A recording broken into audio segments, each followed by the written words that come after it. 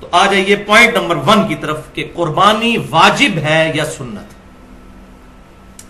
تو میں پہلے بتا چکا کہ اہل سنت اور اہل تشیع کا اجماع ہے اس بات پر کہ حج کی قربانی تو فرض ہے یا واجب. یہ دونوں انٹرچینجبل ورڈ استعمال ہوتے ہیں. البتہ جو عید قربان کی قربانی ہے اس میں سوائے حنفیوں کے باقی پوری امت کا اتفاق ہے، اہل سنت کا بھی اور اہل تشیع کا بھی، کہ یہ سنت مؤکدہ ہے، تاکید شدہ سنت ہے، کوئی عام سنت نہیں. حنفی کہتے ہیں واجب ہے، اور ظاہر وہ حدیث بڑی سخت ہے جو میں پہلے بیان کر چکا. سنن ابن ماجہ میں، مسند امام احمد میں اور المستدرک للحاکم میں صحیح سند کے ساتھ ہے، اور امام ذہبی نے بھی موافقت کی ہے کہ جو استطاعت کے باوجود قربانی نہ کرے تو ہماری عیدگاہوں کے قریب بھی نہ پھٹکے. اب اس کے بعد اگر کوئی واجب کا رزلٹ نکال لے تو بعید نہیں ہے، لیکن ہم چونکہ مقلد نہیں ہیں اور نہ غیر مقلد ہیں، متبع سنت ہیں، ہم صحابہ اکرام اور اہل بیت کے فہم کے مطابق کتاب و سنت کو سمجھتے ہیں. تو اب کیوں ہم اس کو واجب نہیں سمجھتے؟ وہ دلیل ہے سنن الکبریٰ البہیقی میں اور مصنف عبد الرزاق میں صحیح سند کے ساتھ کہ سیدنا ابو بکر و عمر رضی اللہ تعالی عنہما دونوں خلیفۃ المسلمین بعض اوقات جان بوجھ کر قربانی چھوڑ دیا کرتے تھے، صرف اس لیے کہ کہیں لوگ اس کو واجب نہ سمجھ لیں. یعنی استطاعت کے باوجود کبھی کبھار، ہمیشہ نہیں. اور سنت موقدہ کی تعریف بھی یہی ہے کہ ہمیشہ چھوڑنے والا جو ہے وہ گناہگار ہوگا، کبھی کبھار چھوڑنے والا گناہگار نہیں. لہذا اب اس میں خصوصاً ہمارے اہل سنت میں سے جو اہل حدیث مکتبہ فکر کے لوگ ہیں ان کے لیے بہت بڑا لمحہ فکری ہے، کیونکہ اہل حدیث مکتبہ فکر کے لوگ جو ہے وہ حنفیوں کے مقابلے پر یہ بہت چیز پروپیگیٹ کرتے ہیں کہ حنفی اس کو واجب کہتے ہیں، حالانکہ یہ سنت ہے. دیکھیں ابو بکر و عمر نے چھوڑ دی. اب اگر ہم چند فینیٹکس قسم کے اہل حدیث علماء والا فتویٰ لگائیں کہ آپ حدیث کو چھوڑ کے ابو بکر و عمر کے پیچھے لگے ہوئے ہیں، جو یہ اکثر کہہ دیتے ہیں جب ہم ان کو کوئی صحابی کا قول بتاتے ہیں تو کہتے ہیں جی حدیث دیکھیں آپ ابو بکر و عمر کے پیچھے چل پڑے. اور حالانکہ یہاں پر حدیث کو دیکھا جائے تو حنفی بالکل ٹھیک ہے، صرف حدیث کو کہ عیدگاہوں کے قریب بھی نہ آئے جو قربانی نہیں کرتا تو واجبیت نکلتی ہے. لیکن اس حدیث کا فہم صحابہ سے سمجھا کہ آپ صلی اللہ علیہ وسلم نے ڈرانے کے لیے کہا ہے، اتنی تاکید کی ہے.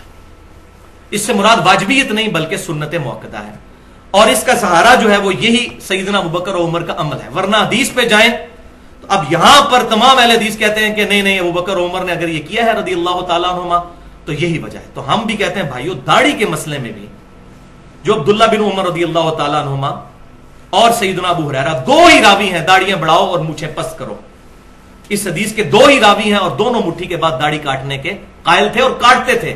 صحیح بخاری میں ہے کہ وہ حج اور عمرے کے موقع پر عبداللہ بن عمر کاٹتے تھے، اور سنن ابی داؤد کے اندر اور الموطا امام مالک میں ہے کہ مطلقاً کاٹتے تھے.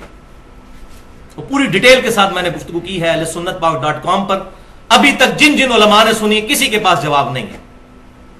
مسئلہ نمبر 33 کے نام سے 1 گھنٹے کی گفتگو ہے، داڑھی کی اہمیت اور اس کی مقدار کا بیان، اور اس میں دونوں ایکسٹریم رویے جو ہیں میں نے ان کا الحمدللہ رد کیا ہے کہ صحابہ کے فہم کو دیکھنا ہے. خام خانی کہہ دینا کہ صحابہ نے غلط کام کیا ہے، ورنہ سب سے پہلے تو تراویح کی نماز بند کروائی جائے جو بخاری اور مسلم میں حدیث ہے نبی صلی اللہ علیہ وسلم نے 3 دن پڑھی. وہاں پھر صحابہ اکرام کی بنا لیتے ہیں، نہیں جی صحابہ نے شروع کروائی تھی، تو اب مرفوع حدیث کہاں گئی؟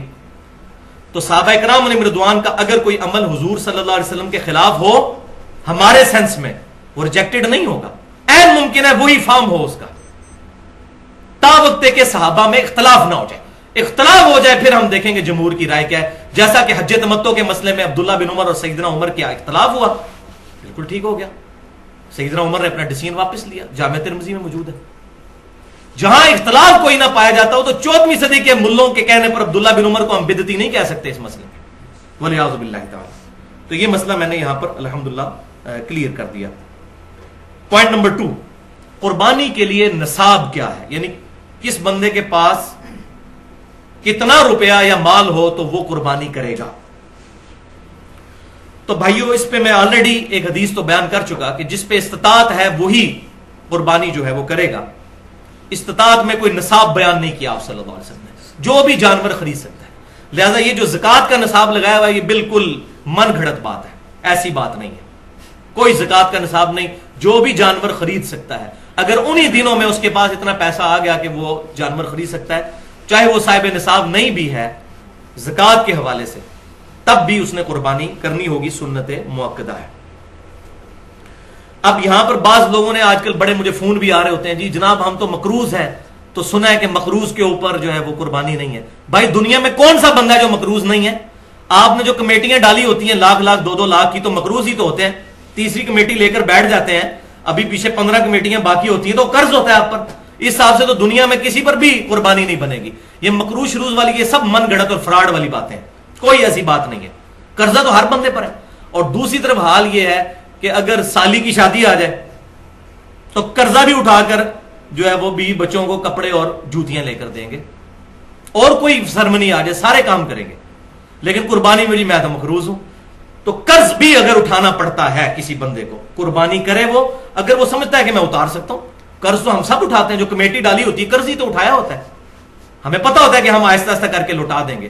تو اگر آپ کو قرض ملتا ہے تو ضرور قربانی کریں، کیونکہ وعید اس معاملے میں بہت سخت ہے۔ لیکن اگر کوئی بیچارہ بہت ہی مفلس ہے اور نہیں کر سکتا بیچارہ، تو وہ میں پہلے حدیث بتا چکا، سنن نبی داؤد، سنن نسائی اور المستدرک الحاکم میں صحیح سند کے ساتھ ہے، اور امام ذہبی نے بھی موافقت کی ہے کہ آپ صلی اللہ علیہ وسلم نے فرمایا کہ جس میں استطاعت نہیں ہے وہ پھر عید والے دن اپنے ناخن کاٹ لے اور بغلوں کے بال اور زیر ناف بال صاف کر لے، اور اس میں امپلائڈ ہے کہ پھر وہ یکم ذی الحجہ سے لے کر قربانی تک، قربانی کے دن تک، عید کی نماز تک یہ بال نہیں کاٹے گا، تو اللہ تعالیٰ اسے پوری قربانی کا ثواب انشاءاللہ عطا فرما دے گا۔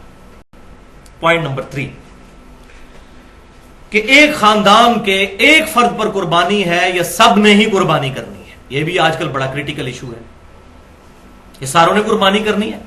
ایک خاندان میں جتنے بندے ہیں اور سارے امیر ہیں تو کیا سارے ہی کریں گے؟ تو بہتر تو یہی ہے سارے ہی کریں، جتنا میٹھا ڈالیں گے اتنا ہی بہتر ہے، آخرت کے لیے سیف کریں اس کو، عبادت۔ لیکن دین کی طرف سے اوبلیگیشن ہے کہ ایک خاندان کی طرف سے ایک قربانی ہوگی، ایک خاندان، ایک فیملی۔ اب فیملی یہ نہیں ہے کہ 5 بھائی ایک گھر میں شادی شدہ رہ رہے ہیں تو یہ ایک فیملی ہے، نہیں، ایک شادی شدہ بندہ اور اس کے بچے، یہ ایک فیملی ہے۔ ایک گھر میں اگر 5 بھائی ہیں تو یہ 5 فیملیز ہیں، الگ الگ اپنی قربانی دیں گے۔ یہ نہیں ہے نہیں جی ہم تو ابا جی کو تنخواہ دیتے ہیں، ایک ابا جی نے قربانی کر دی سب کی طرف سے ہوگی، نہیں، باقی خرچے لادا لادا ہیں، قربانی کی باری ہے تو ابا جی دیں گے، نہیں۔